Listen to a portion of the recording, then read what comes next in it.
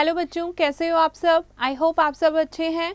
तो बच्चों, आज हम एक कविता पढ़ने वाले हैं जिसका नाम है प्रकृति का संदेश।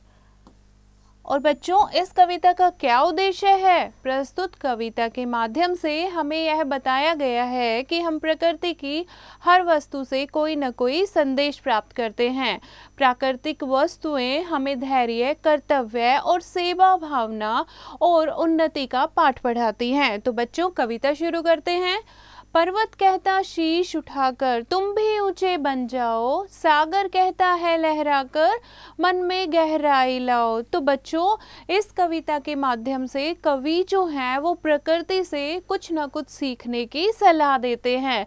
वो कहते हैं कि जैसे कि महान पर्वत होते हैं, यानी ऊंचे ऊंचे पहाड़ जो हैं, उनसे क्या सीखो, उनसे सीखो सिर उठाकर ऊंचा बन जाना, यानी कि ऐसे काम करो जिससे तुम सिर उठाकर जी सको, जिससे तुम महान बन जाओ। और सागर कहता है, सागर क्या बच्चों, समुंदर। समुंदर कहता है जैसे समुंदर गहरा होता है और उसमें तरंगे जो हैं वो लहराती रहती हैं, वैसे ही अपने मन में सागर जैसी गहराई लेकर आओ, गंभीर बनना सीखो, अपने लक्ष्य को गहराई से, गंभीरता से लेना सीखो। आगे बढ़ते हैं। समझ रहे हो क्या कहती हैं, उठ उठ गिर गिर तरल तरंग, भर लो अपने मन में मीठी मीठी मृदुल उमंग। तो बच्चों, कवि क्या कहना चाहते हैं। तरल तरंग क्या होता है, जैसे तरल होता है लिक्विड, जैसे पानी की तरह बहने वाली चीजें, तरंग होता है लहरें, मृदुल उमंग होता है, मृदुल होता है कोमल, और उमंग होता है जोश। तो बच्चों, कवि कहना चाहते हैं कि जो समुंदर की लहरें जो हैं, कभी वो उठती हैं, कभी नीचे गिर जाती हैं, तो उनसे सीखो कैसे जिंदगी में मुसीबतों से बाहर निकलते हैं, कैसे मुसीबतों का सामना करके तुम्हें ऊपर उठना है। और बच्चों, भर लो अपने मन में मीठे मीठे मृदुल उमंग। और बच्चों, कवि कहना चाहते हैं अपने मन में जोश भर लो, जो काम तुम्हें करना है उसके लिए तुम्हारे अंदर हिम्मत होनी चाहिए, जोश होनी चाहिए, तभी तुम उस काम में सफलता प्राप्त कर सकते हो। आगे बढ़ते हैं।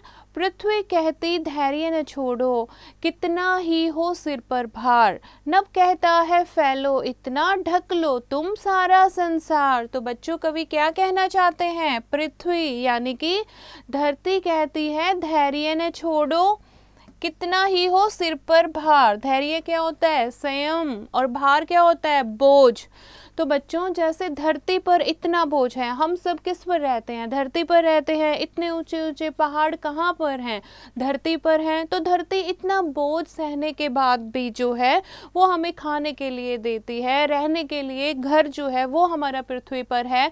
तो धरती कहती है कि मेरी तरह सीखो कि तुम्हारे सर पर कितनी भी मुसीबतें क्यों ना हो, कितनी भी बोझ जो है वो क्यों ना हो, फिर भी तुम्हें धैर्य नहीं छोड़ना है, यानी कि शीतलता और धैर्यता से, संयम से काम लेना है और उनका सामना करना है।